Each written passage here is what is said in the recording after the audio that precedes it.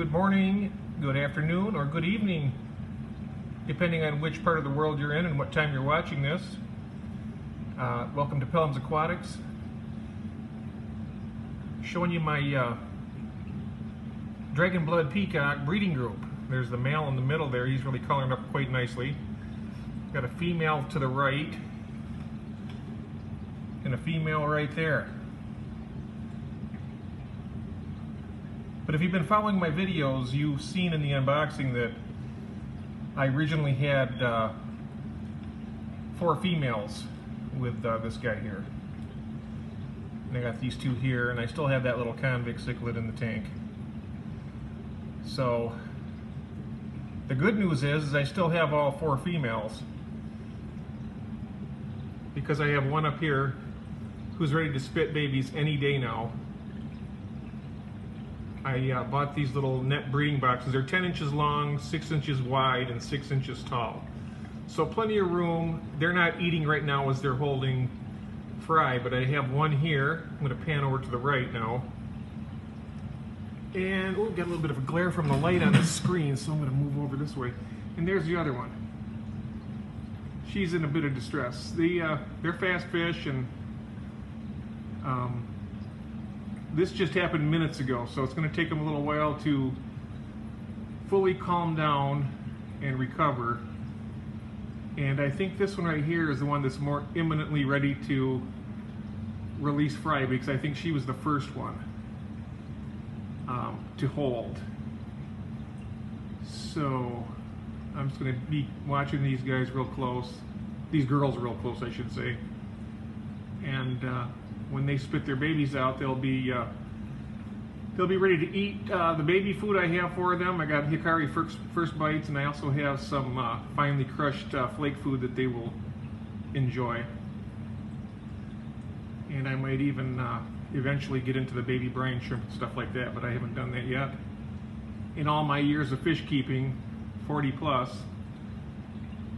I haven't done that, and I've always had great success without it to this point, but I figure why not? Give them something a little special here coming up. So that'll be in another video in the coming weeks and months. But my next videos will be of another tank setup. I have a 55 gallon. I'm going to kind of pull the camera around this way, down this direction. I've got another stand I built with the cinder blocks and the 2x4s. And that is the 55 gallon top fin ensemble tank that come with a hood, the LED lights, heater, filter, thermometer, and a bunch of other equipment for $100. I got it on sale. It was 70% off. And I guess they've went up to $139, which is still quite a good deal, but I'm going to be setting this up this weekend. So I'll get the aragonite rinsed out, get it in there, get the water in, get it dechlorinated, and get the cycle started. Because when these dragonbloods spit their babies out,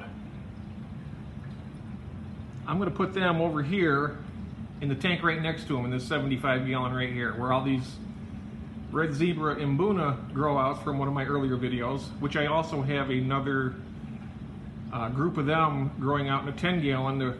The mother had just spit the babies out just a couple days ago, and they are already growing very rapidly, even in a 10 gallon. So I'm going to leave them up there for probably the next 6 to 8 weeks in that 10 gallon, while these dragonbloods are going to be here, and here will be over to the left there in that 55.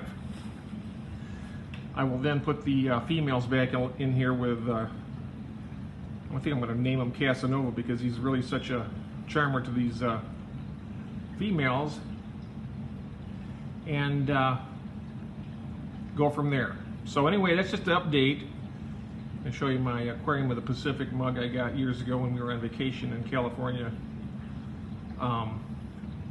So yeah, that's the update on the dragonbloods and this breeding project. Coming along really, really well in my opinion. Yeah, she's already starting to get, she's just kind of nosing around, seeing what the environment's like there. I did a nice 50% water change last night in this tank.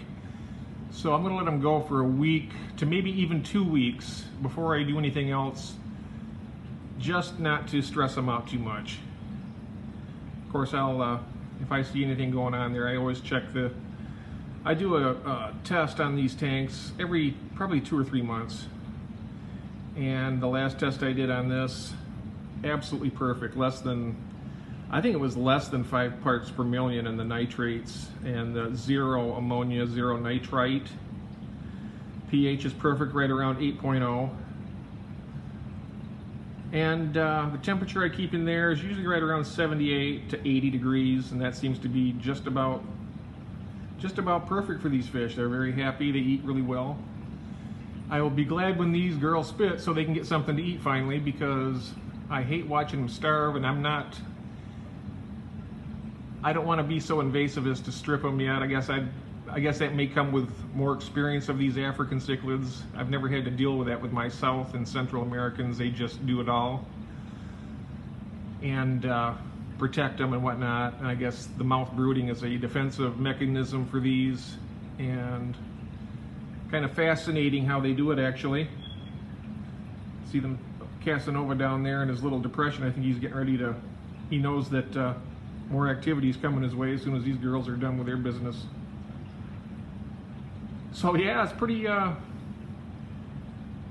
nice day here. I know it's not Good Friday, but it's a Good Friday for me. And going to be very excited to see how these little guys turn out. Keep my fingers crossed. These are my first Alonocara peacock cichlids, these dragonbloods here. So I will definitely do updates on these guys when they come out, and I'll have a video for you hopefully in the next week or so. I'll have a video for you within the next week or so regardless, but I want to spotlight these guys when it happens, and maybe I can even catch them when they release, like I did with the red zebra umbunas. See if I can time that like I did the other ones. So we'll see what happens. So you guys have a very nice weekend, and thank you for visiting me in my fish room, and we'll talk to you on the next one. Have a great one. Bye-bye.